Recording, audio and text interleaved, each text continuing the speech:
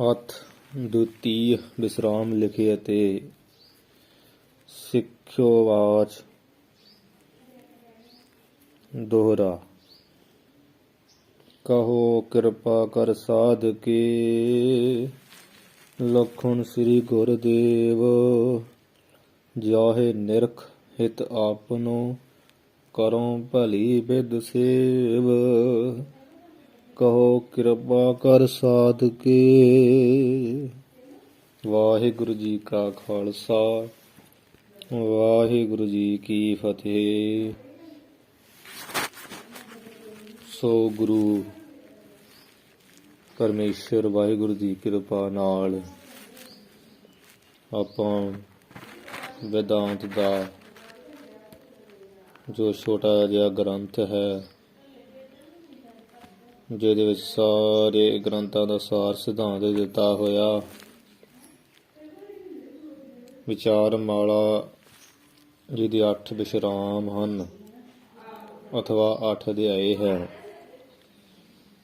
ਉਹਦਾ ਪਹਿਲਾ ਅਧਿਆਇ ਆਪਾਂ ਸਰਵਣ ਕਰ ਲਿਆ ਹੈ, ਜਿਹਦੇ ਵਿੱਚ ਸਿੱਖ ਨੂੰ, ਜਗਿਆਸੂ ਨੂੰ ਜਿਹੜੀ ਹੈ ਆਤਮ ਵਿਚਾਰ ਦੀ ਸਿੱਖਿਆ ਦਿੱਤੀ ਹੈ।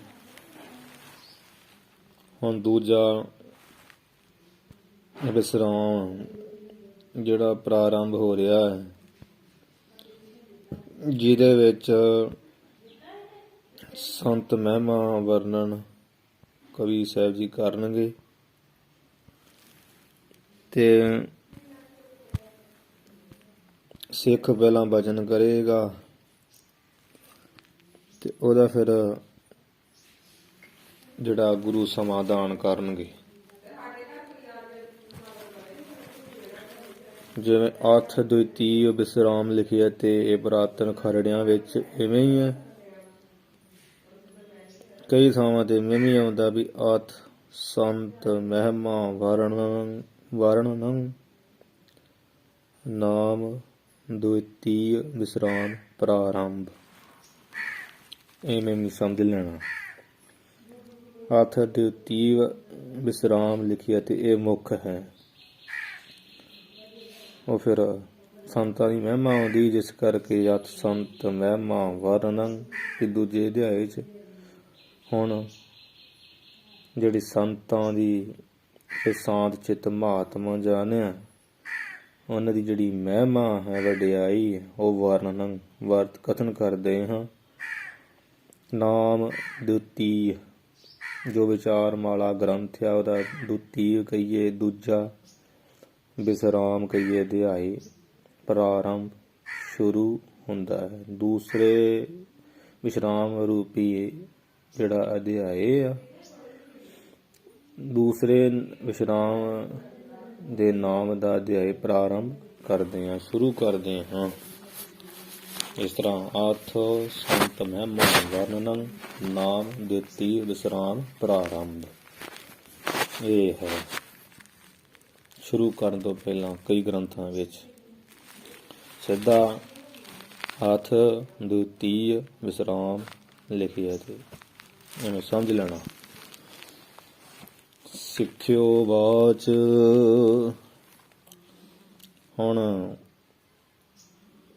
ਸਿੱਖਿਓਵਾਚ ਸਤ ਸੰਗਤ ਦੀ ਇੱਛਾ ਵਾਲਾ ਹੋਇਆ ਸਿੱਖ ਸੰਤ ਜਨਾਂ ਦੇ ਲੱਛਣ ਪੁੱਛਣ ਲਈ ਬੇਨਤੀ ਰੂਪ ਵਿੱਚ ਗੁਰੂ ਜੀ ਦੇ ਸਨਮੁਖ ਵਾਚ ਕਹੀਏ ਕਥਨ ਕਰਦਾ। ਸਿੱਖ ਉਵਾਚ, ਸਿੱਖ ਕਥਨ ਕਰਦਾ। ਸਿੱਖ ਕਹਿੰਦਾ ਹੈ ਆਪਣੇ ਗੁਰੂ ਦੇ ਸਨਮੁਖ ਹੋ ਕੀ ਕਹਿੰਦਾ ਹੈ? ਦੋਹਰਾ। ਕਹੋ ਕਿਰਪਾ ਕਰ ਸਾਧ ਕੇ।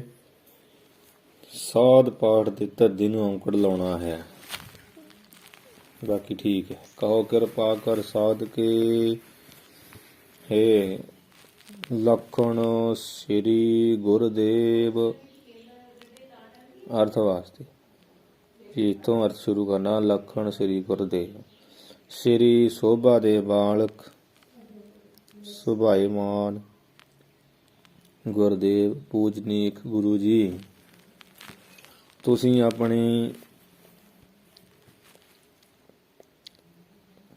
ਜਿਹੜੀ ਕਿਰਪਾ ਹੈ, ਮਿਹਰ ਹੈ, ਉਹ ਮਿਹਰ ਦੀ ਦ੍ਰਿਸ਼ਟੀ ਕਰਕੇ ਸਾਧ ਜਿਹੜੇ ਸਾਰਿਸ਼ਟ ਮਹਾਤਮਾ ਜਨਾਂ ਦੇ ਜਿਹੜੇ ਲੱਛਣ ਚਿੰਨ੍ਹਾਂ ਨਿਸ਼ਾਨੀਆਂ ਕਹੋ ਉਹ ਦੱਸਣਾ ਕਰੋ।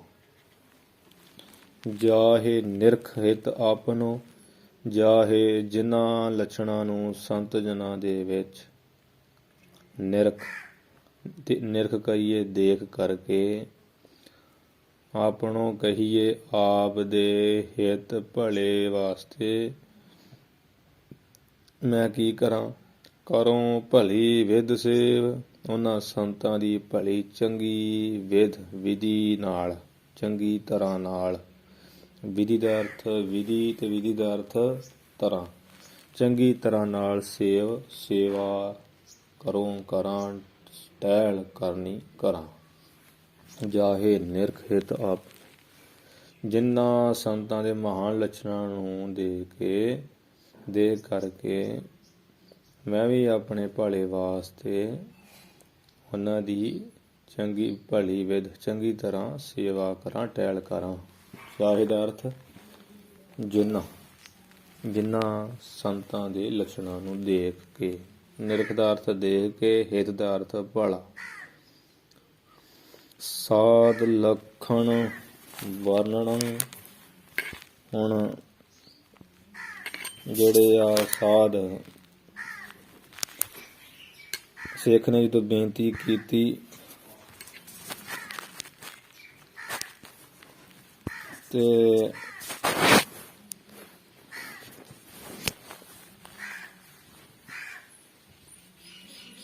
ਸਿੱਖ ਦੀ ਬੇਨਤੀ ਸੁਣ ਕੇ ਸ੍ਰੀ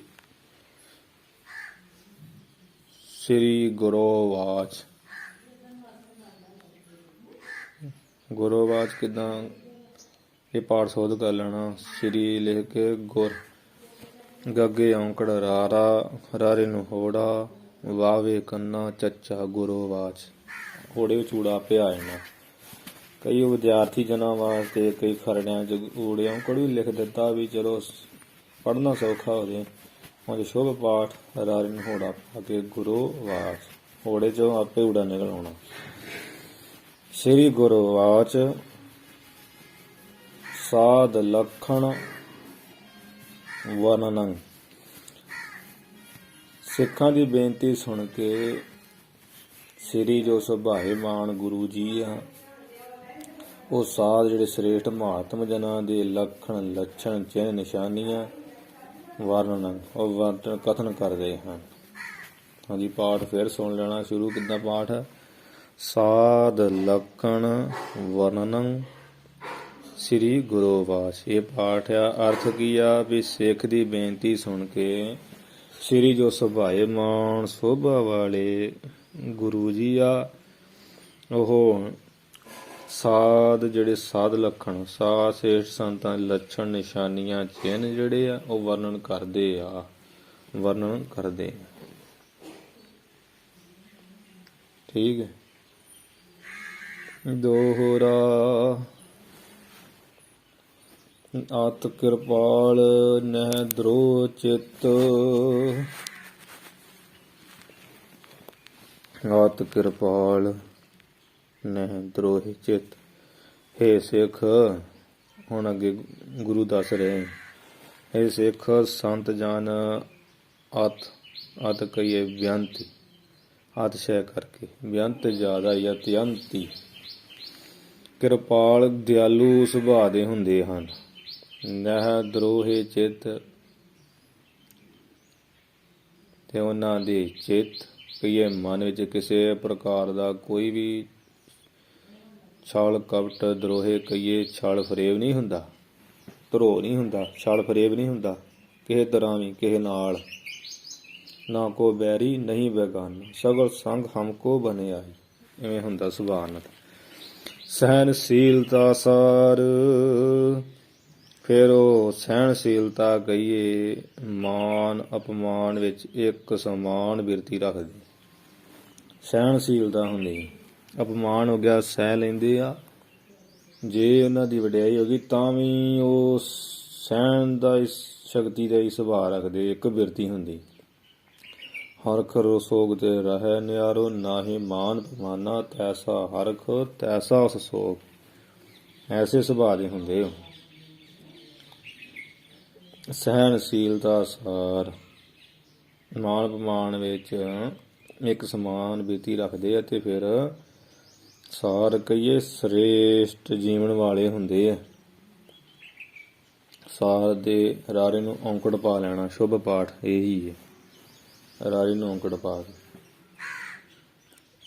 ਅਤੇ ਫਿਰ ਸਾਰ ਸ੍ਰੇਸ਼ਟ ਜੀਵਨ ਵਾਲੇ ਹੁੰਦੇ ਆ। ਅਤ ਦੇ ਕਿਰਪਾਲੂ ਨਹਿ ਦਰੋਹੇ ਚਿੱਤ, ਕੋਈ ਛਲ ਫਰੇਬ ਨਹੀਂ ਉਹਨਾਂ ਦੇ ਮਨ ਵਿੱਚ। ਤੇ ਕਿਰਪਾਲੂ ਅਤ ਦੇ ਕਿਵੇਂ ਵੀ ਬਿਨਾਂ ਮਤਲਬ ਤੋਂ ਹੀ ਕਿਰਪਾ ਕਰ ਦਿੰਦੇ ਆ, ਜਿਹੜਾ ਆਵੇ ਉਹਦਾ ਭਲਾ ਕਰ ਦਿੰਦੇ, ਜਿਹੜਾ ਆਇਆ ਉਹਦੀ ਅਰਦਾਸ ਬੇਨਤੀ ਕਰ ਦਿੰਦੇ ਆ। ਐਸੇ ਹੁੰਦੇ ਆ। ਸਹਿਣਸ਼ੀਲਤਾ ਹੁੰਦੀ, ਮਾਣ ਅਪਮਾਨ ਵਿੱਚ, ਨਿਰਾਦਰ ਵਿੱਚ, ਸਤਿਕਾਰ ਵਿੱਚ ਵੀ ਇੱਕ ਬਿਰਤੀ ਵਾਲੇ ਹੁੰਦੇ ਆ, ਸ੍ਰੇਸ਼ਟ ਜੀਵਨ ਵਾਲੇ ਹੁੰਦੇ। ਸਮ ਦਮ ਆਦ ਅਕਾਮ ਮਤ, ਉਹਨਾਂ ਨੇ ਸਮ ਜਿਹੜਾ ਮਨ ਦੇ ਫੁਰਨੇ ਆ ਆਪਣੇ ਕਾਬੂ ਵਿੱਚ ਕੀਤੇ ਹੋਏ ਹਨ। ਸਮਦਰਸ਼ੀ ਆ। ਸਮ ਦਾ ਅਰਥ ਹੁੰਦਾ ਮਨ ਦੇ ਫੁਰਨੇ ਤੇ ਕਾਬੂ ਕਰਨਾ। ਦਮ ਹੁੰਦਾ ਇੰਦਰੀਆਂ ਦਾ ਵਿਸ਼ਿਆਂ ਵੱਲੋਂ ਦਮਨ ਕੀਤਾ ਹੋਇਆ ਸੁਭਾਅ ਇਹਨਾਂ ਦਾ। ਸਮ ਮਨ ਦਾ ਫੁਰਨਾ, ਜਿਹੜੇ ਮਨ 'ਚ ਸੰਕਲਪ ਵਿਕਲਪ ਚੱਲੀ ਜਾਂਦੇ ਆ, ਇਹਨਾਂ ਤੇ ਨਾ ਕਾਬੂ ਕੀਤਾ ਹੁੰਦਾ, ਇਹਨੂੰ ਨਾ ਪਕੜਿਆ ਹੁੰਦਾ। ਜੋ ਕਬਹੂ ਜੀ ਜਿਹੜਾ ਊਬ ਚੜ੍ਹਦਾ ਕਬਹੂ ਜਾਏ ਭਏ ਹਾਲੇ, ਇਹ ਮਨ ਦੇ ਫੁਰਨੇ ਬਿਲਕੁਲ ਕਾਬੂ ਕੀਤੇ ਹੁੰਦੇ, ਇਹਨੂੰ ਕਹਿੰਦਾ ਸਮ।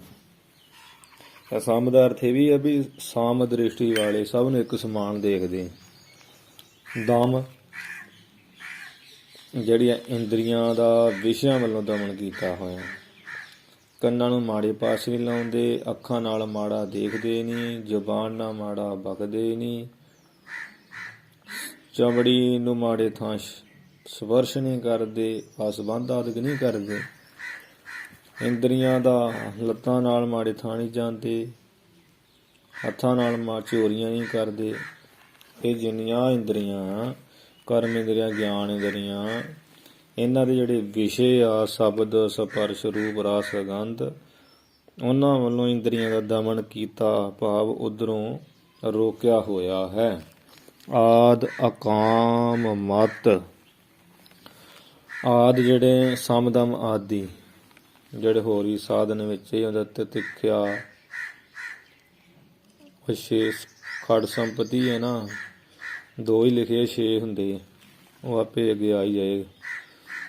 ਉਹ ਛਾਂ ਵਿੱਚੋਂ ਜਿਹੜੇ ਆ ਉਹਨਾਂ ਨੇ ਆਪਣੇ ਆਪ ਦਾ ਸਹੀ ਨਿਰਣਾ ਕੀਤਾ ਹੋਇਆ। ਸਮਦਾਰਥ ਸਿੱਧਾ ਜਾਂ ਮਨ ਦੇ ਬੁਰੇ ਖਿਆਲ ਜਿਹੜੇ ਰੋਕੇ ਹੋਏ ਆ। ਤੇ ਦਮ ਦਾ ਹੁੰਦਾ ਵਾ ਇੰਦਰੀਆਂ ਨੂੰ ਬੁਰੇ ਪਾਸੋਂ ਰੋਕਿਆ। ਆਦਿ ਦਾ ਅਰਥ ਲੈਣਾ ਵੀ ਜਿਹੜੇ ਖੜ ਸੰਪਤੀ ਦੇ 4 ਹੋਰ ਚਿੰਨ੍ਹ ਆ, ਉਹ ਕਿਹੜੇ ਆ? ਇੱਕ ਤੇ ਹੈਗੀ ਸ਼ਰਧਾ, ਤੀਸਰੀ ਤੇ ਸ਼ਰਧਾ ਕਿਹੜੀ? ਗੁਰਵਾਕ, ਜਿਹੜੇ ਗੁਰੂ ਦੇ ਬਚਨ ਆ ਉਹ ਸੱਚ ਕਰਕੇ ਮੰਨਣੇ। ਜੋਰ ਗੁਰ ਕਹੇ ਸੋਈ ਭਲ ਮਨ, ਜੋ ਗੁਰੂ ਕਹਿੰਦੇ ਨੂੰ ਭਲਾ ਮੰਨਦਾ ਵੀ ਸੱਚ ਹੀ। ਤੀਸਰੀ ਸ਼ਰਧਾ। ਚੌਥਾ ਸਾਧਨ ਹੈਗਾ ਸਮਾਧਾਨ, ਗੁਰ ਚਰਨਾਂ ਵਿੱਚ ਚਿੱਤ ਟਿਕਾਉਣਾ। ਜਦੋਂ ਗੁਰੂ ਦੀ ਹਜ਼ੂਰੀ ਵਿੱਚ ਜਾਣਾ ਤੇ ਚਿੱਤ ਦੀਆਂ ਚਿਤਵਨੀਆਂ ਰੋਕ ਕੇ ਚਿੱਤ ਹਿੰਨ ਬਿਨ ਗੁਰੂ ਦੇ ਸਨਮੁਖ ਟਿਕਾ ਕੇ ਰੱਖਣਾ, ਗੁਰੂ ਦੇ ਉਪਦੇਸ਼ 'ਚ ਟਿਕਾ ਕੇ ਰੱਖਣਾ, ਇਹ ਸਮਾਧਾਨ। ਪੰਜਵਾਂ ਸਾਧਨ ਹੈ ਉਪਰਾਮ, ਖਟ ਸੰਪਤੀ ਦਾ। ਖਟ ਭਾਵ 6 ਸੰਪਤੀ ਕਹੀਏ ਵਿਭੂਤੀ, ਇਹ ਸਾਧਨਾਂ ਦੀ 6 ਸਾਧਨਾਂ ਦੀ ਵਿਭੂਤੀ ਸੰਪਤੀ। ਉਪਰਾਮ ਵਿਸ਼ਿਆਂ ਵੱਲ ਵੇਖ ਕੇ ਗਿਲਾਨੀ ਕਰਨੀ, ਨਫ਼ਰਤ ਕਰਨੀ, ਦ੍ਰਿਸ਼ਟੀ ਨਾਲ ਮਾੜਾ ਨਾ ਵੇਖਣਾ, ਸਗੋਂ ਨਫ਼ਰਤ ਕਰਨੀ। ਚੋਰੀ ਯਾਰੀ ਠੱਗੀ ਤੋਂ ਨਫ਼ਰਤ ਕਰਨੀ। ਵਿਸ਼ੇ ਜਿਹੜੇ ਸ਼ਬਦ ਸਪਰਸ਼ ਆ, ਨੇਤਰਾਂ ਨਾਲ ਮਾੜਾ ਦੇਖਣਾ, ਇਸੇ ਤਰ੍ਹਾਂ ਕੰਨਾਂ ਨਾਲ ਮਾੜਾ ਸੁਣਨਾ, ਇਧਰੋਂ ਗਿਲਾਨੀ ਕਰਨੀ। ਗਿਲਾਨੀ ਕਹਿੰਦਾ ਨਫ਼ਰਤ ਕਰਨੀ। ਤਤਿਛਿਆ ਛੇਵੀਂ ਖੰਡ ਸੰਪਤੀ ਦਾ ਸਾਧਨ। ਉਹ ਕੀ ਹੈ ਵੀ ਭੁੱਖ ਲੱਗੀ ਹੋਵੇ ਤੇ ਲੱਗੀ ਹੋਵੇ, ਗਰਮੀ ਲੱਗੇ ਸਰਦੀ ਲੱਗੇ, ਦੁੱਖ ਹੋਵੇ ਸੁੱਖ ਹੋਵੇ, ਸਮਾਨ ਜਰਨਾ ਜੋ ਹੈ ਉਹਨੂੰ ਭਲਾ ਕਰਕੇ ਮਨ। ਭੁੱਖ ਤੇਜ ਵੀ ਨਾ ਰੌਲਾ ਪਾਉਣਾ, ਗਰਮੀ ਸਰਦੀ 'ਚ ਵੀ ਗਰਮੀ ਲੱਗ ਗਈ ਸਰਦੀ ਲੱਗ ਗਈ, ਦੁੱਖ ਆ ਗਿਆ ਜੀ ਸੁੱਖ ਆ ਗਿਆ, ਐਵੇਂ ਨਹੀਂ ਰੌਲਾ ਪਾਉਂਦੇ, ਇੱਕ ਸਮਾਨ ਜਰਨਾ। ਇਹ ਹੈ ਉਹਨਾਂ ਸੰਤਾਂ ਦੇ ਸੁਭਾਅ। ਇਹਦਾ ਅਰਥ ਸਾਮ ਦਮ ਆਦਿ। ਆਦਿ ਤੋਂ ਲੈਣਾ, ਇਹ ਚਾਰ ਸਾਧਨ ਨਾਲ ਮਿਲਾ ਕੇ ਕਥਾ ਕਰ ਲੈਣੀ, ਇਹਦੀ ਸਮਝ ਲੈਣੀ ਵੀ ਖੜ ਸੰਪਤੀ ਦੀ ਗੱਲ ਹੈ ਜਾਂ ਹੋਰ ਇਤਿਆਦਿਕ ਜਿਹੜੇ ਸਾਧਨ ਹੈ ਦੇਵੀ ਸੰਪਦਾ ਦੇ, ਉਹਦੇ ਸਮੇਤ ਸੰਪੰਨ ਹੁੰਦੇ ਆ ਮਹਾਤਮਾ। ਅਕਾਮ ਮਤ, ਉਹਨਾਂ ਦੀ ਫਿਰ ਜਿਹੜੀ ਬੁੱਧੀ ਆ, ਮਤ ਬੁੱਧੀ ਆ ਅਕਾਮ, ਕਾਮਨਾਵਾਂ ਤੋਂ ਰਹਿਤ ਹੁੰਦੀ ਹੈ। ਕਾਮ ਵਾਲੀ ਬੁੱਧੀ ਨਹੀਂ ਹੁੰਦੀ, ਕਾਮ ਚੇਸ਼ਟਾ ਵਾਲੀ ਨਹੀਂ ਬੁੱਧੀ ਹੁੰਦੀ, ਤੇ ਕਾਮਨਾ ਤੋਂ ਰਹਿਤ ਹੁੰਦੀ ਹੈ। ਮ੍ਰਿਦਲ ਸਰਬ ਪਰ ਉਪਕਾਰ, ਫਿਰ ਮ੍ਰਿਦਲ ਕੋਮਲ ਨਰਮ ਸੁਭਾਅ ਦੇ ਹੁੰਦੇ ਆ। ਮ੍ਰਿਦਲ ਦਾ ਅਰਥ ਕੋਮਲ, ਨਰਮ ਸੁਭਾਅ, ਨਰਮ ਸੁਭਾਅ ਦੇ ਹੁੰਦੇ ਹਨ। ਅਤੇ ਸਰਬ ਉਪਕਾਰ, ਸਰਬ ਸਾਰਿਆਂ ਪਰ ਉਪਕਾਰ ਭਲਾ ਕਰਨ ਵਾਲੇ ਹੁੰਦੇ ਹਨ। ਪਰ ਉਪਕਾਰ ਨਿਤ ਚਿਤਵਤੇ, ਨਾਹੀ ਕਛ ਪੋਚ। ਇਹ ਹੈ ਸੰਤਾਂ ਦੀ ਪਰਿਭਾਸ਼ਾ। ਉਹਦੇ ਜਨਮ ਮਰਨ ਦੋਹੂ ਮੈਂ ਨਾਹੀ, ਜਨ ਪਰਉਪਕਾਰੀ ਆਏ।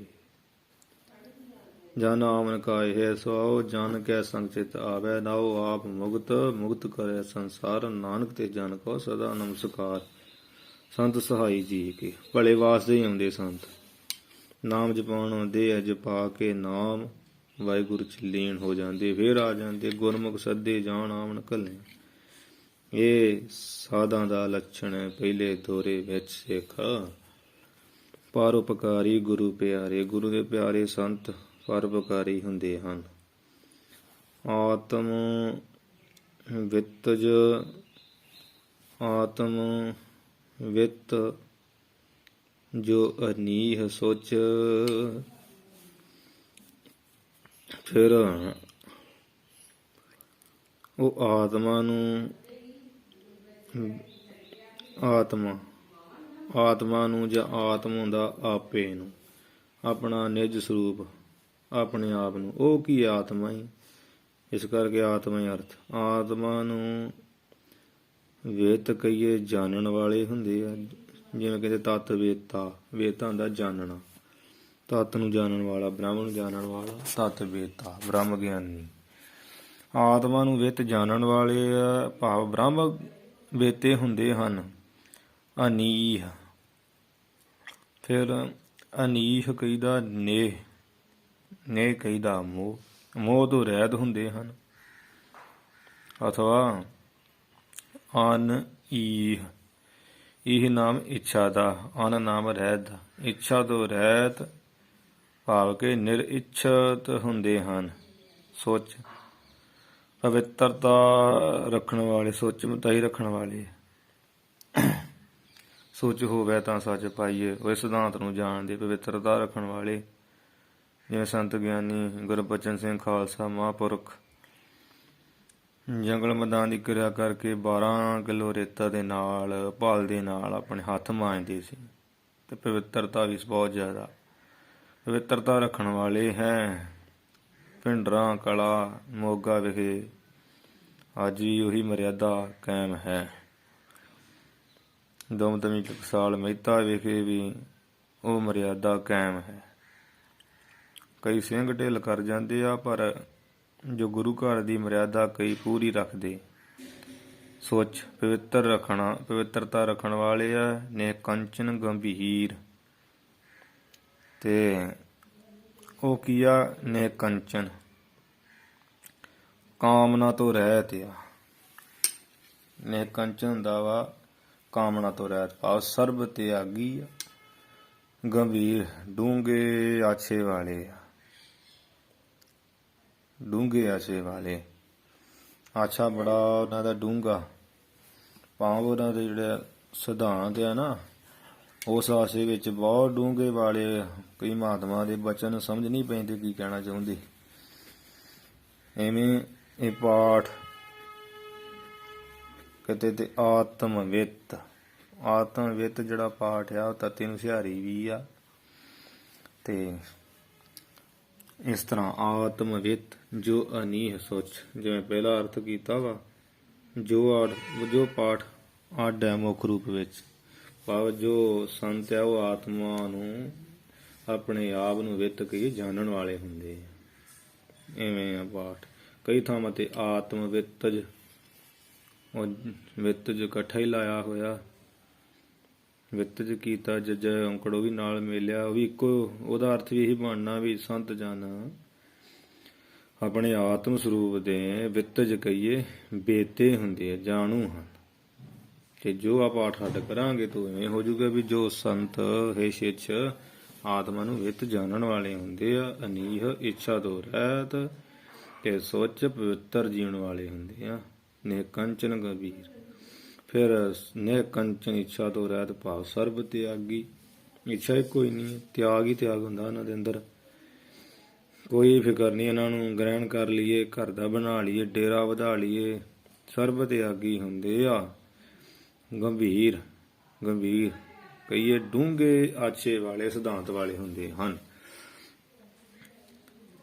ਆਪਰ ਅਨੀਹ ਸੋਚ, ਸੋਚ ਦੇ ਚੱਚੇ ਨੂੰ ਸਿਹਾਰੀ ਹੈ ਪਾਠ, ਸ਼ੁੱਧ ਕਰ ਲੈਣਾ।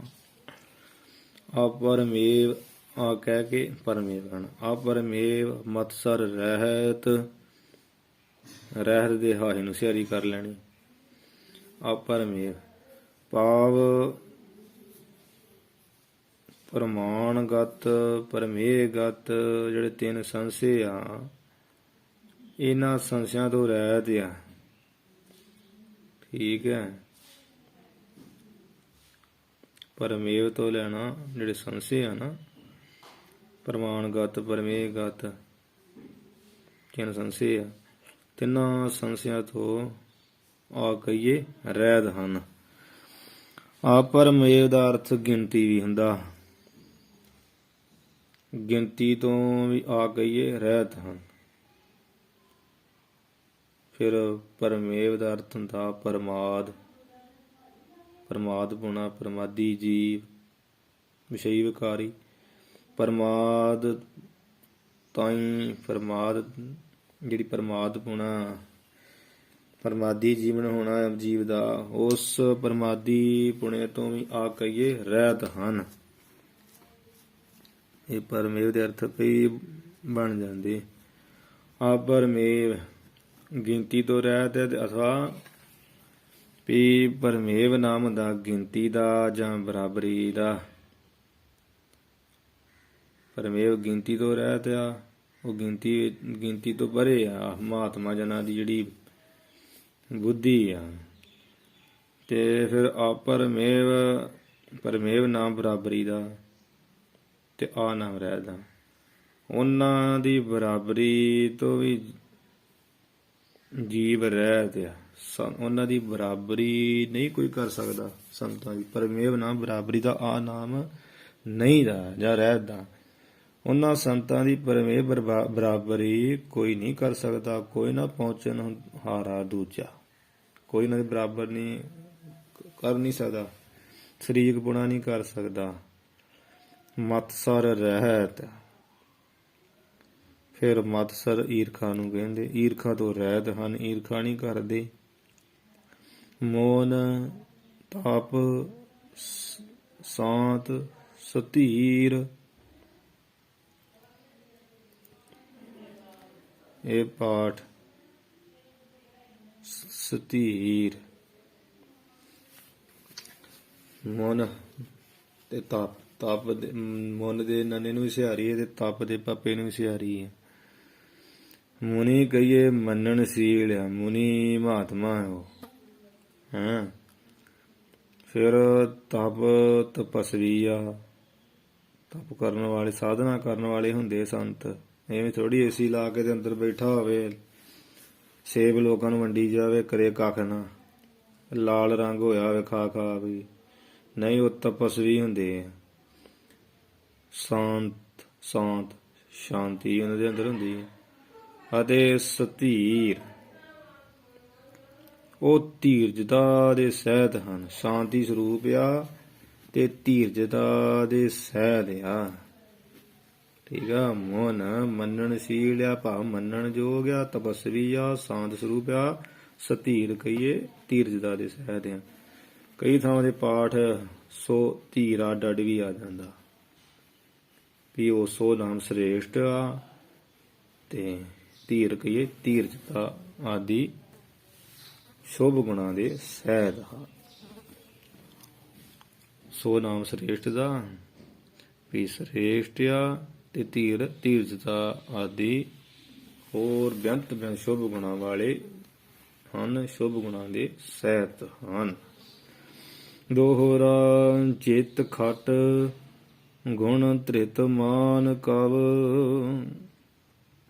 ਕਹਿੰਦੇ ਆਪ ਹੀ ਜਿਤ ਜਿਨ੍ਹਾਂ ਧ੍ਰਿਤ ਮਾਨ ਧੀਰਜਵਾਨ ਕਾਵ ਕਵੀ ਜਨਾ ਭਾਵ ਸੰਤ ਜਨਾਂ ਵਿੱਚ ਖਟ ਗੁਣ 6 ਗੁਣ ਹੁੰਦੇ ਹਨ। ਮਾਨਵ ਆਪ ਅਮਾਨ, ਮਾਨਦ ਪਾਠ, ਮਾਨਦ ਆਪ ਅਮਾਨ। ਪ੍ਰਸ਼ਨ ਖੜਾ ਹੋ ਗਿਆ, ਗੁਰੂ ਜੀ ਉਹ 6 ਗੁਣ ਕਿਹੜੇ ਆ? ਜਿਤ ਖਟ ਗੁਣ ਧ੍ਰਿਤ ਮਾਨ ਕਾਵ। ਕਵੀ ਜਨਾਂ ਭਾਵ ਸੰਤ ਜਨਾਂ ਵਿੱਚ, ਉਹ ਕਵੀ ਕਹੀਏ ਅਨੁਭਵੀ ਸੰਤਾਂ ਦੇ ਵਿੱਚ, ਜਿਨ੍ਹਾਂ ਧੀਰਜਵਾਨਾਂ ਜਿਤ, ਜਿਨ੍ਹਾਂ ਧ੍ਰਿਤ ਮਾਨ ਕਹੀਏ ਧੀਰਜਵਾਨ ਕਵੀ ਅਨੁਭਵੀ ਗਿਆਨੀ ਮਹਾਂਪੁਰਸ਼ ਸੰਤ, ਉਹਨਾਂ ਵਿੱਚ 6 ਖਟ ਗੁਣ 6 ਗੁਣ ਹੁੰਦੇ ਹਨ। ਮਹਾਰਾਜ ਕਿਹੜੇ ਉਹ 6 ਗੁਣ ਆ? ਤੇ ਅੱਗੇ ਗੁਰੂ ਜੀ ਦੱਸਦੇ, ਮਾਨਦ ਆਪ ਅਮਾਨ, ਮਾਨਦ ਸਭ ਨੂੰ ਮਾਣ ਦੇਣ ਵਾਲੇ ਹੁੰਦੇ ਆ, ਭਾਵ ਸਭ ਦਾ ਸਤਿਕਾਰ ਦੇਣਾ। ਅਮਾਨ ਮਾਨ, ਮਾਨਦ ਸਭ ਨੂੰ ਸਤਿਕਾਰ ਦੇਣਾ, ਤੇ ਅਮਾਨ ਮਾਨ ਵਡਿਆਈ ਦੀ ਇੱਛਾ ਤੋਂ ਰਹਿਤ ਹੋਣਾ। ਆਪ ਸਭ ਦਾ ਹੀ ਸਤਿਕਾਰ ਆਪ ਦੇਣਾ, ਪਰ ਆਪ ਕੀ ਆ? ਅਮਾਨ। ਅਮਾਨ ਕਹੀਦਾ ਮਾਨ ਤੋਂ ਰਹਿਤ, ਵਡਿਆਈ ਦੀ ਇੱਛਾ ਤੋਂ ਰਹਿਤ ਹੋਣਾ ਨੂੰ ਕਹੀਦਾ ਅਮਾਨ। ਆਪ ਏਦਾਂ ਦੇ ਹੋਣਾ। ਸਤ ਪ੍ਰਤੀਤ ਅਨੀਤ ਗਦ, ਫਿਰ ਸੱਚ ਜਿਹੜਾ ਸੱਚ ਸਰੂਪ ਪਰਮਾਤਮਾ ਵਿੱਚ ਪ੍ਰਤੀਤ ਭਰੋਸਾ ਰੱਖਦੇ ਆ ਉਹ, ਜਾਂ ਸਤ ਦਾ ਅਰਥ ਹੁੰਦਾ ਨਿਸ਼ਚੇ ਕਰਕੇ, ਸਤਨਾਮ ਨਿਸ਼ਚੇ ਕਰਕੇ, ਤੇ ਸਤਨਾਮ ਜੋ ਸੱਚ ਸਰੂਪ ਹੋ ਗਈ ਹੈ, ਸੱਚ ਸਰੂਪ ਪਰਮਾਤਮਾ, ਪਰਮਾਤਮਾ ਉੱਪਰ ਪ੍ਰਤੀਤੀ ਯਕੀਨ ਭਰੋਸਾ ਰੱਖਦੇ ਹਨ। ਅਨੀਤ ਗਤ, ਫਿਰ ਜਿਹੜੀ ਨੀਤੀ ਤੋਂ ਰਹਿਤ ਆ, ਭਾਵ ਖੋਟੀ ਨੀਤੀ ਆ, ਉਹਨਾਂ ਨੇ ਗਤ ਕਹੀਏ ਨਾਸ ਕੀਤੀ ਹੋਈ ਹੈ। ਗਤ ਨਾਲ ਪ੍ਰਾਪਤ ਦਾ ਵੀ ਹੁੰਦਾ। ਜਿਹੜੀ ਨੀਤੀ ਤੋਂ ਰਹਿਤ ਬੁੱਧੀ ਆ, ਉਹ ਉਹਨਾਂ ਨੇ ਗਤ ਕਹੀਏ ਪ੍ਰਾਪਤ ਕੀਤੀ ਆ, ਤੇ ਅਨੀਤੀ ਉਹਨਾਂ ਨੇ ਗਤ ਕਹੀਏ ਨਾਸ ਕੀਤੀ ਹੋਈ। ਇਹ 4 ਗੁਣ ਹੋ ਗਏ। ਕਰੁਣਾਸ਼ੀਲ, ਫਿਰ ਕਰੁਣਾ 5ਵਾਂ ਗੁਣ, ਦਇਆ ਦੇ ਸਮੁੰਦਰ ਹੁੰਦੇ ਆ ਉਹ, ਕਿਰਪਾ ਦੇ ਸਮੁੰਦਰ ਹੁੰਦੇ, ਮਿਹਰ ਦੇ ਸਮੁੰਦਰ ਹੁੰਦੇ। ਨਿਧਾਨ ਨਾਮ ਸਮੁੰਦਰ ਦਾ ਜਗ ਜਾਣੇ, ਕਿਰਪਾ ਦੇ ਸਮੁੰਦਰ ਆ। ਸੀਲ ਸੀਲ ਨਾਮ ਨਰਮ ਸੁਭਾਅ ਦਾ, ਸਹਿਣਸ਼ੀਲਤਾ ਵਾਲਾ ਸੁਭਾਅ, ਸਤਿਪਰਦਾਗੀ ਸੁਭਾਅ ਇਹਨਾਂ ਦਾ। ਸੀਲ ਨਾਮ ਦਾ ਨਰਮ ਸੁਭਾਅ ਦਾ, ਸੀ ਆਪਾਂ ਕਹਿੰਦੇ ਬੜਾ ਸੀਲ ਸੁਭਾਅ, ਭਾਵ ਨਰਮ ਸੁਭਾਅ। ਨਰਮ ਸੁਭਾਅ ਦੇ ਤਾਂ ਉਹ ਨਿਧਾਨ ਖਜ਼ਾਨੇ ਹੀ ਹੁੰਦੇ ਹਨ। ਇਹ ਹੁੰਦੇ ਸੰਤ। ਗੁਰੂ ਅਰਜਨ ਸਾਹਿਬ ਮਹਾਰਾਜ ਜੀ ਨੇ ਸੰਤ ਜਨਾਂ ਦੇ 6 ਪ੍ਰਕਾਰ ਦੇ ਲੱਛਣ ਸਹਿਸਕ੍ਰਿਤੀ ਸ਼ਲੋਕਾਂ ਦੇ ਵਿੱਚ ਉਚਾਰਨ ਕੀਤੇ। ਪਿੱਛੇ ਕਿਹੜੇ ਉਹਨਾਂ ਚ ਗਾਉਣੇ ਆ? ਮੰਤਰੰ ਰਾਮ ਰਾਮ ਨਾਮੰ ਧਿਆਨ ਸਰਬੱਤਰ ਹੈ ਪੂਰਨ ਹੈ। ਗਿਆਨੰ ਸਾਮ ਦੁਖ ਸੁਖੰ ਜੁਗਤ ਨਿਰਮਲ ਨਿਰਵੈਰਣ ਹੈ। ਦਇਆਲੰ ਸਰਬੱਤਰ ਜੀਆ ਪੰਚ ਦੋਖ ਵਿਵਰਜਤ ਹੈ। ਭੋਜਨੰ ਗੋਪਾਲ ਕੀਰਤਨੰ ਅਲਪ ਮਾਇਆ ਜਲ ਕਮਲ ਰਹਿਤ ਹੈ। ਉਪਦੇਸੰ ਸਮ ਮਿੱਤਰ ਸੱਤਰ ਹੈ। ਭਗਵੰਤ ਭਗਤ ਭਾਵਨੀ ਪਰ ਨਿੰਦਾ ਨਹਿ ਸਰੋਤ ਸਰਵਣੰ ਆਪ ਤਿਆਗ ਸਗਲ ਰੇਣਕ ਹੈ। ਖਟ ਲਖਿਆ ਨ ਪੂਰਨੰ ਮੂਰਖ ਹੈ। ਨਾਨਕ ਨਾਮ ਸਾਧ ਸਵਜਨ ਹੈ। 6 ਤੁਕਾਂ ਦੇ ਵਿੱਚ ਮਹਾਰਾਜ ਨੇ ਗੁਣ ਤੇ ਇਹਦੇ ਵਿੱਚ ਬਹੁਤ ਕਹਿ ਦਿੱਤੇ ਹੈ, ਪਰ 6 ਤੁਕਾਂ ਜਿਹੜੀਆਂ ਉਹ 6 ਤੁਕਾਂ ਵਿੱਚ ਸਤਿਗੁਰੂ ਨੇ ਇਹ ਲਕਸ਼ਣ ਕਹੇ ਤੇ ਲਿਖਿਆ ਹੈ। ਖਟ ਲਖਿਆ ਪੂਰਨ ਪੁਰਖ ਹੈ। ਨਾਨਕ ਨਾਮ ਸਾਧ ਸਵਜਨ ਹੈ। ਵੀ ਮਹਾਰਾਜ ਕਹਿੰਦੇ ਨਾਮ ਸਾਧ ਸਵਜਨ, ਉਹ ਸੁਗੜ ਸਜਾਨ ਸ੍ਰੇਸ਼ਟ ਸੱਜਣ ਸਾਧ ਹੈ, ਜਿਹਦੇ ਵਿੱਚ ਆ 6 ਲੱਖਣ ਪੂਰਨ ਪੁਰਖ ਆ ਜੋ ਉੱਪਰ ਆਏ। ਇੱਥੇ ਵੀ 6 ਲੱਛਣ ਹੀ ਗਏ ਆ। ਮਾਨਦ ਆ ਸਭ ਨੂੰ ਸਤਿਕਾਰ ਦੇਣਾ, ਅਮਾਨ ਆਪ ਮਾਨ ਤੋਂ ਰਹਿਤ ਰਹਿਣਾ, ਸਤਿਕਾਰ ਤੋਂ ਰਹਿਤ ਰਹਿਣਾ, ਭਾਵੜਿਆ ਦੀ ਇੱਛਾ ਤੋਂ ਰਹਿਤ ਰਹਿਣਾ। ਫਿਰ ਸਤ ਸਰੂਪ ਪਰਮਾਤਮਾ ਪਰ ਪ੍ਰਤੀਤੀ ਭਰੋਸਾ ਰੱਖਦੇ ਆ। ਅਨੀਤੀ ਖੋਟੀ ਨੀਤੀ ਵਾਲੀ, ਖੋਟੀ ਜਿਹੜੀ ਕੋ ਨਿਆਂ ਵਾਲੀ ਵੀ ਕਿਹਦਾ ਨਿਆਂ ਨਹੀਂ ਕਰਨਾ, ਇਹ ਜਿਹੜੀ ਇਹਨਾਂ ਨੇ ਅਨਿਆਈ ਜਿਹੜੀ ਗਤ ਨਾਸ ਕੀਤੀ ਹੋਈ, ਖੋਟੀ ਨੀਤੀ ਨਾਸ ਕੀਤੀ ਹੋਈ ਆ। ਕਰੁਣਾ ਦਇਆ ਮਿਹਰ ਦੇ ਤੇ ਸਮੁੰਦਰ ਨਿਧਾਨ ਸਮੁੰਦਰ ਹੀ ਆ ਜਾਂ ਖਜ਼ਾਨੇ ਹੀ ਆ। ਸੀਲ ਦਾ ਨਰਮ ਸੁਭਾਅ ਦੇ ਖਜ਼ਾਨੇ ਹੁੰਦੇ ਆ। ਇਹ 6 ਗੁਣ ਹੁੰਦੇ ਆ ਸਿੱਖ। ਦੋਹਰਾ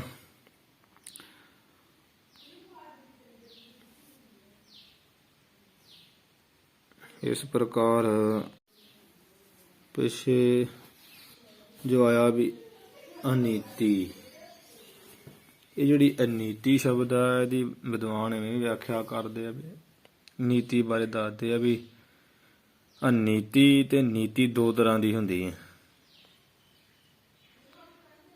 ਧਰਮ ਦੀ ਹੁੰਦੀ ਨੀਤੀ, ਉਹ ਕਿਹੜੀ ਧਰਮ ਦੀ ਨੀਤੀ? ਪਹਿਲੀ ਹੈ ਧਰਮ ਦੀ ਨੀਤੀ। ਉਹ ਕਿਹੜੀ ਆ? ਧਰਮ ਦੀ ਨੀਤੀ ਇਹ ਆ, ਇਹ ਨਿਯਮ ਆ ਵੀ ਝੂਠ ਨਾ ਬੋਲਣਾ, ਨਾ ਹੀ ਭੇਦ ਦੇਣਾ ਆਪਣਾ, ਸਗੋਂ ਉਲਝਾ ਦੇਣਾ। ਝੂਠ ਬੋਲਣਾ ਨਹੀਂ ਆ ਤੇ ਭੇਦ ਆਪਣਾ ਦੇਣਾ ਨਹੀਂ। ਇਹ ਧਰਮ ਦੀ ਨੀਤੀ। ਇਹ ਨਹੀਂ ਵੀ ਝੂਠ ਬੋਲ ਵੀ ਨਿਆਂ ਵੀ ਨਾ ਦੇਵੇ, ਝੂਠ ਹੀ ਬੋਲੀ ਜਾਵੇ। ਨਾ, ਝੂਠ ਬੋਲਣਾ ਨਹੀਂ ਆ, ਬੋਲੀਏ ਸੱਚ। ਧਰਮ ਹੀ ਇਹ ਆ ਵੀ ਜੇ ਝੂਠ ਨਾ ਬੋਲੀਏ, ਸੱਚ ਬੋਲੀਏ, ਇਹੀ ਧਰਮ ਹੈ। ਨਾ ਹੀ ਭੇਦ ਦੇਣਾ, ਭੇਦ ਨਹੀਂ ਸਗੋਂ ਦੇਣਾ, ਉਲਝਾ ਦੇਣਾ, ਫਸਾ ਦੇਣਾ। ਭਾਵ ਗੱਲ ਝੂਠ ਨਾ ਬੋਲਣੀ ਤੇ ਭੇਦ ਨਾ ਆਪਣਾ ਦੇਣਾ ਤੇ ਉਹ ਸਗੋਂ ਫਸਾ ਦੇਣਾ ਵੀ ਉਹ ਕਵੇ ਵੀ ਤੂੰ ਕਰਦਾ ਕੀ, ਕਹਿੰਦਾ ਕੀ। ਇਹ ਧਰਮ ਦੀ ਨੀਤੀ ਆ। ਠੀਕ ਹੈ, ਧਰਮ ਦਾ ਨਿਆਂ ਆ। ਕੁਰਾਜ ਕੀ ਅਨੀਤੀ, ਦੂਜਿਆਂ ਦਾ ਖੋਟਾ ਜਿਹੜਾ ਰਾਜ, ਉਹਦੀ ਅਨੀਤੀ। ਖੋਟੇ ਰਾਜ ਵਿੱਚ ਨੀਤੀ ਨਹੀਂ ਵਰਤੀ ਜਾਂਦੀ, ਜਿਵੇਂ ਸਰਕਾਰਾਂ ਹੀ। ਇਹ ਖੋਟਾ ਰਾਜ ਆ, 5 ਸਾਲ ਬਾਅਦ ਹੀ ਆਉਂਦਾ ਜਿਹੜਾ। ਤੇ ਖੋਟੇ ਰਾਜਾਂ ਦੀ ਅਨੀਤੀ ਹੁੰਦੀ, ਇਹਦੇ ਵਿੱਚ ਨੀਤੀ ਨਹੀਂ ਹੁੰਦੀ, ਅਨੀਤੀ ਹੁੰਦੀ। ਉਹ ਕੀ ਆ? ਝੂਠ ਬੋਲਣਾ, ਨਾ ਭੇਦ ਹੀ ਦੇਣਾ, ਸਗੋਂ ਪਰਜਾ ਦਾ ਬੁਰਾ ਹੀ ਕਰਨ ਲਈ ਝੂਠ ਬੋਲੀ ਜਾਂਦੇ। 1500 ਦੀ ਪੈਨਸ਼ਨਾਂ ਕਰ ਦਾਂਗੇ, ਕਿਸਾਨਾਂ ਨੂੰ ਫਲ ਦੇ ਦਿਆਂਗੇ, ਉਹ ਕਰ ਦਾਂਗੇ, ਝੂਠ ਬੋਲੀ ਜਾਂਦੇ ਨਾ ਵੋਟਾਂ ਕਰਕੇ। ਤੇ ਆਪਣਾ ਭੇਦ ਨਹੀਂ ਦਿੰਦੇ ਵੀ ਕਰਨਾ ਨਾ ਕੀ ਆ। ਲੋਕਾਂ ਵਿਚਾਰ ਨੂੰ ਫਸਾ ਕੇ ਸਗੋਂ ਪਰਜਾ ਦਾ ਬੁਰਾ ਕਰਦੇ ਆ। ਇੱਕ ਤੇ 5 ਸਾਲ ਦਾ ਆਉਣ ਵਾਲਾ ਖੋਟਾ ਰਾਜ ਆ, ਉੱਪਰੋਂ ਨੀਤੀ ਕੋਈ ਨਹੀਂ, ਅਨੀਤੀ ਕਰਦੇ ਆ। ਖੋਟੇ ਰਾਜ ਦੀ ਹੈ ਹੀ ਅਨੀਤੀ, ਨੀਤੀ ਕਿੱਥੇ ਸੀ। ਝੂਠ ਬੋਲੀ ਜਾਂਦੇ, ਭੇਦ ਕਿਸੇ ਨੂੰ ਦਿੰਦੇ ਨਹੀਂ। ਕੀ ਕਰਨਾ, ਕਈ ਕਤਰਨਾ, ਮਹਿੰਗਾਈਆਂ ਕਰੀ ਜਾਂਦੇ ਆ। ਧਰਮ ਦੀ ਨੀਤੀ ਹੈ ਵੀ ਝੂਠ ਬੋਲਣਾ ਨਹੀਂ ਹੈ, ਭੇਦ ਆਪਣਾ ਦੇਣਾ ਨਹੀਂ ਹੈ, ਤੇ ਆਪਣਾ ਕੰਮ ਵੀ ਕੱਢ ਦੇਣਾ, ਦੂਜੇ ਵੈਰੀ ਨੂੰ ਵੀ ਜਿਹੜਾ ਹੈ ਆਪਣੇ ਥੱਲੇ ਲੈ ਆਉਣਾ, ਫਸਾ ਦੇਣਾ, ਉਲਝਾ ਦੇਣਾ। ਦੋਹਰਾ ਉਸਤਤ ਨਿੰਦਾ ਮਿੱਤਰ ਰਿਪ। ਵਡਿਆਈ ਉਸਤਤ ਕਹੀਏ ਵਡਿਆਈ, ਨਿੰਦਾ ਕਹੀਏ ਅਪਕੀਰਤੀ। ਜਿਹੜਾ ਕਿ ਇਹਦੇ ਪਿੱਛੇ ਭੰਡੀ ਜਾਣਾ, ਇਹ ਤੇ ਇੱਦਾਂ ਜੀ, ਇਹ ਉੱਦਾਂ ਜੀ। ਨਿੰਦਾ ਅਪਕੀਰਤੀ ਭਾਵ ਅਪਜਸ ਕਰਦੇ ਰਹਿਣਾ, ਵਡਿਆਈ ਨਾ ਕਰਨੀ, ਉਹਦੇ ਉਵੇਂ ਔਗੁਣ ਚਿਤਾਰੀ ਜਾਣੇ, ਨਿੰਦਿਆ ਕਰੀ। ਮਿੱਤਰ ਉਸਤਤ ਵਡਿਆਈ, ਨਿੰਦਾ ਅਪਕੀਰਤੀ ਅਪਜਸ। ਮਿੱਤਰ ਦੋਸਤ, ਰਿਪ ਰਿਪ ਕਹੀਏ ਦੁਸ਼ਮਣ। ਦੁੱਖ ਸੁੱਖ ਊਚ ਰੋ ਨੀਚ। ਫਿਰ ਸੁੱਖ ਦੁੱਖ, ਸੁੱਖ ਦੁੱਖ ਊਚ ਉੱਚਾ, ਰੋ ਕਹੀਏ ਅਤੇ ਰੋ ਦੀ ਥਾਂ ਆਰ ਪਾਠ ਵੀ ਹੈ। ਅਰ ਕਹੀਦਾ ਅਤੇ ਰੋ ਦਾ ਅਰਥ ਵੀ ਅਤੇ ਹੁੰਦਾ। ਅਰ ਪਾਠ ਵੀ ਹੈ ਅਤੇ ਰੋ ਪਾਠ ਵੀ ਹੈ, ਦੋਵੇਂ ਪਾਠ ਹੀ ਹੈ। ਜਿਹੜਾ ਮਰਜ਼ੀ ਲਾ ਲਓ, ਇੱਕੋ ਹੀ ਅਰਥ ਅਤੇ ਨੀਚ ਨੀਵਾਂ। ਬ੍ਰਹਮਾ ਤ੍ਰਿਣ ਅੰਮ੍ਰਿਤ ਗਰਲ। ਬ੍ਰਹਮਾ ਤੋਂ ਤ੍ਰਿਣ ਕਹੀਏ ਕੱਖ। ਅੰਮ੍ਰਿਤ ਤੇ ਗਰਲ ਕਹੀਏ ਜ਼ਹਿਰ। ਕੰਚਨ ਕਾਚਨ ਵੀਚ। ਕੰਚਨ ਕਹੀਏ ਸੋਨਾ, ਕਾਚਨ ਕਹੀਏ ਕੱਚ। ਆਦਿ ਦੁਆਂਦਵਾਦ। ਕੱਚੇ ਲੋਕ ਜਿਹੜੇ ਦੁਆਂਦ ਝਗੜਾ ਕਰਨ ਵਾਲੇ, ਦੁਆਂਦ ਕਹੀਏ ਦਾ ਝਗੜਾ ਕਰਨ ਵਾਲੇ। ਜਾਂ ਕੰਚਨ ਕਾਚਨ ਇਹਦਾ ਦੋ, ਦੁਆਂਦ ਨਾਮ ਦੋ ਦਾ ਹੁੰਦਾ, ਵਾਦ ਨਾਮ ਵਾਦ ਦਾ ਹੀ, ਬੋਲਣ ਦਾ ਵੀ ਦੋਵਾਂ ਦਾ ਜਿਹੜੇ ਦੋ ਚੀਜ਼ਾਂ ਵਿੱਚ ਵਾਦ ਵਿਵਾਦ ਹੁੰਦਾ ਹੀ ਹੈ ਨਾ, ਵੈਰ ਵਿਰੋਧ। ਵੀ ਕੰਚਨ ਤੇ ਹੁਣ ਕੱਚ ਜੇ ਤੇ ਫਰਕ ਹੀ ਆ। ਕੱਚ ਤੇ ਕੰਚਨ ਸੋਨੇ 'ਚ ਕਿੰਨਾ ਫਰਕ ਹੈ। ਇਹ ਜਿਹੜਾ ਦੁਵੰਦਵਾਦ ਆ, ਇਹ ਬੀਚ, ਇਸ ਦੇ ਬੀਚ ਕਹੀਏ ਵਿੱਚ ਸੰਤ ਜਨਾਂ ਦੀ ਜਿਹੜੀ ਬਿਰਤੀ ਹੈ ਕਰਸ ਰਹਿੰਦੀ ਹੈ। ਉਸਤਤ ਕਰੇ ਕੋਈ ਫੁੱਲਦੇ ਨਹੀਂ, ਨਿੰਦਾ ਕਰੇ ਗਮ ਨਹੀਂ ਕਰਦੇ। ਠੀਕ ਹੈ। ਜਿਵੇਂ ਸਤਿਗੁਰੂ ਜੀ ਲਿਖਿਆ ਨਾ ਬਚਨ, ਮਨ ਰੇ ਕੌਣ ਕੁਮਤਿ ਲੀਨੀ। ਸਤਿਗੁਰੂ ਕਾ ਬਚਨ ਹੁੰਦਾ, ਜਿਹੜਾ ਬ੍ਰਹਮ ਗਿਆਨੀ ਦੀ ਅਵਸਥਾ ਲਿਖੀ ਹੈ, ਨਾਨਕ ਲੀਨ ਭਇਓ ਗੋਬਿੰਦ ਸਿੰਘ ਜੋ ਪਾਣੀ ਸੰਗ ਪਾਣੀ। ਉਹ ਸ਼ਬਦ ਵਿੱਚ ਬ੍ਰਹਮ ਗਿਆਨੀ ਦੇ ਲੱਛਣ ਲਿਖੇ, ਉਹੀ ਇੱਥੇ ਉਹ ਸੰਤ ਦੇ ਆ, ਉਹ ਜੀਵਨ ਮੁਕਤ ਦੇ ਆ, ਬ੍ਰਹਮ ਗਿਆਨੀ ਦੇ ਲੱਛਣ। ਹੁਣ ਜੋ ਲੋਕ ਜਿੱਥੇ ਮਰਗ ਹੋਵੇ ਉੱਥੇ ਉਹ ਸ਼ਬਦ ਦੀ ਕਥਾ ਕਰ ਦਿੰਦੇ, ਜਿਵੇਂ ਅਗਲਾ ਪਾਸੇ ਬ੍ਰਹਮ ਗਿਆਨੀ ਹੋਵੇ, ਐਸਾ ਨਹੀਂ, ਉਹਦੇ ਜੀਵਨ ਮੁਕਤ ਦੀ ਕਥਾ। ਉਸਤਤ ਵਡਿਆਈ, ਨਿੰਦਾ ਹੋਵੇ ਮਿੱਤਰ। ਉਸਤਤ ਕਰੇ ਫੁੱਲਦੇ ਨਹੀਂ, ਨਿੰਦਾ ਕਰੇ ਗਮ ਨਹੀਂ ਕਰਦੇ। ਮਿੱਤਰਾਂ ਨਾਲ ਬਹੁਤਾ ਪਿਆਰ ਨਹੀਂ ਕਰਦੇ, ਵੈਰੀਆਂ ਨਾਲ ਦੁਸ਼ਮਣੀ ਨਹੀਂ ਕਰਦੇ। ਰਿਪ ਉਹਨਾਂ ਦਾ ਕੋਈ ਵੈਰੀ ਨਹੀਂ ਹੁੰਦਾ, ਜਿਹੜਾ ਕੋਈ ਆਪਣੇ ਆਪ ਬਣਿਆ ਹੋਵੇ ਵੀ ਮੈਂ ਵੈਰੀ ਉਹਨਾਂ ਦਾ।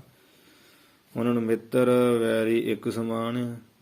ਸੁੱਖ ਦੁੱਖ ਵੀ ਇੱਕ ਸਮਾਨ, ਉੱਚਾ ਨੀਵਾਂ ਵੀ ਉੱਚੇ ਥਾਂ ਦਾ ਵੀ ਉੱਚੇ ਥਾਂ ਸੰਤ ਭਾ ਦਿੱਤੇ, ਜਾਂ ਉੱਚਾ ਉਹਦਾ ਬਹੁਤਾ ਪ੍ਰਫੁੱਲਤ ਨਹੀਂ ਹੁੰਦੇ। ਕੋਈ ਆਖੇ ਵੀ ਇਹ ਤੇ ਸੰਤ ਨੇ ਆਹ ਕਰਤਾ ਜੀ, ਨੀਵਾਂ ਹੈ, ਇਹਨੂੰ ਲਾਓ ਥੱਲੇ, ਇਹਨੂੰ ਤੇ ਨੀਵਾਂ ਹੋ ਕੇ ਗਮੀ ਨਹੀਂ ਕਰਦੇ। ਬ੍ਰਹਮਾ ਤ੍ਰਿਣ, ਬ੍ਰਹਮਾ ਤੋਂ ਲੈ ਕੇ ਕੱਖ, ਬ੍ਰਹਮਪੁਰੀ ਤੋਂ ਲੈ ਕੇ ਤ੍ਰਿਣ ਕੱਖ। ਅੰਮ੍ਰਿਤ ਤੋਂ ਲੈ ਕੇ ਗਰਲ ਜ਼ਹਿਰ। ਕੰਚਨ ਕਹੀਏ ਸੋਨਾ, ਕਾਚਨ ਕਹੀਏ ਕੱਚ।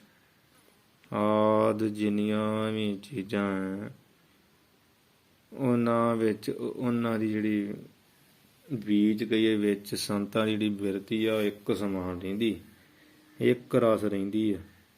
ਉਹਨੂੰ ਇੱਕ ਸਮਾਨ ਹੀ ਦੇਦਾ, ਕੱਚ ਵੀ, ਸੋਨਾ ਵੀ, ਜ਼ਹਿਰ ਵੀ, ਅੰਮ੍ਰਿਤ ਵੀ, ਕੱਖ ਵੀ, ਬ੍ਰਹਮਪੁਰੀ ਵੀ, ਉਸਤਤ ਨਿੰਦਾ ਮਿੱਤਰ ਵੈਰੀ ਸੁਖ ਦੁੱਖ ਊਚ ਨੀਚ, ਇੱਕ ਹੀ ਦਿਖਦਾ ਨਾ, ਕੋਈ ਅੰਤਰ ਨਹੀਂ ਦਿਖਦਾ ਵੀ ਆ ਕੱਚ ਆ ਗਿਆ ਜੀ ਸੋਨਾ ਆ ਗਿਆ, ਨਾ ਇੱਕ ਸਮਾਨ ਹੀ ਆ। ਜੇ ਰੰਕਾ ਬੰਕਾ ਸੀ ਤੇ ਉਹ ਇੱਕ ਭਰਾ ਨੇ ਜਦੋਂ ਹੀਰਿਆਂ ਦੀ ਥੈਲੀ ਤੇ ਮਿੱਟੀ ਪਾਈ ਤੇ ਉਹ ਰੋਂਦਾ ਸੀ, ਨਾਲੇ ਫਿਰ ਦੂਸਰੇ ਨੇ ਪੁੱਛਿਆ ਵੀ ਤੂੰ ਰੋਣਾ ਕਾਹਨੂੰ?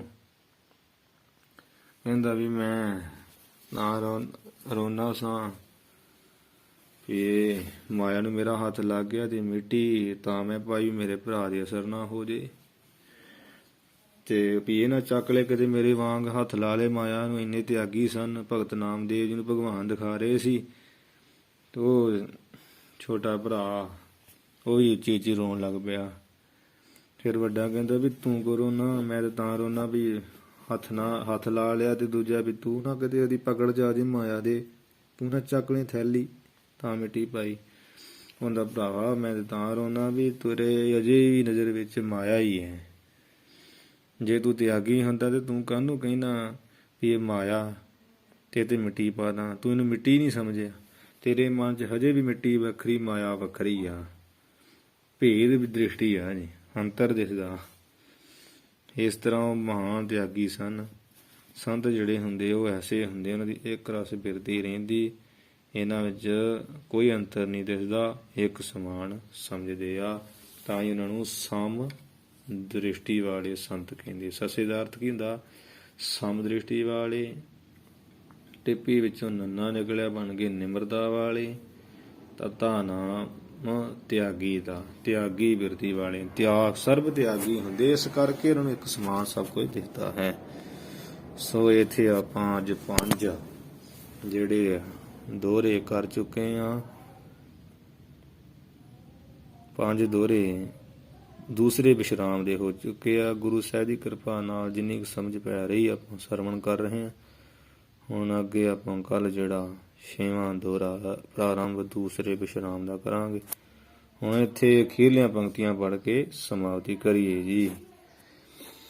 ਉਸਤ ਨਿੰਦਾ ਮਿੱਤਰ ਰਿਪ ਸੁਖ ਦੁਖ ਊਚ ਅਰ ਨੀਚ ਬ੍ਰਹਮਾ ਤ੍ਰਿਣ ਅੰਮ੍ਰਿਤ ਗਰਲ ਕੰਚਨ ਕਾਚਨ ਬੀਚ। ਵਾਹਿਗੁਰੂ ਜੀ ਕਾ ਖਾਲਸਾ, ਵਾਹਿਗੁਰੂ ਜੀ ਕੀ ਫਤਿਹ। 5ਵੇਂ ਦੋਹਰੇ ਦੇ ਜਿੱਥੇ ਆਇਆ ਨਾ ਸੁੱਖ ਦੁੱਖ ਊਚ ਅਰ ਨੀਚ, ਉੱਥੇ ਕਈ ਥਾਵਾਂ ਤੇ ਰੋਹ ਪਾਠ ਵੀ ਹੈਗਾ, ਊਚ ਰੋਹ ਨੀਚ, ਅਰਥ ਇੱਕ ਹੀ ਆ। ਰੋਹ ਪਾਠ ਵੀ ਸਹੀ ਹੈ, ਹਰ ਪਾਠ ਵੀ ਸਹੀ ਹੈ। ਵਾਹਿਗੁਰੂ ਜੀ ਕਾ ਖਾਲਸਾ, ਵਾਹਿਗੁਰੂ ਜੀ ਕੀ ਫਤਿਹ।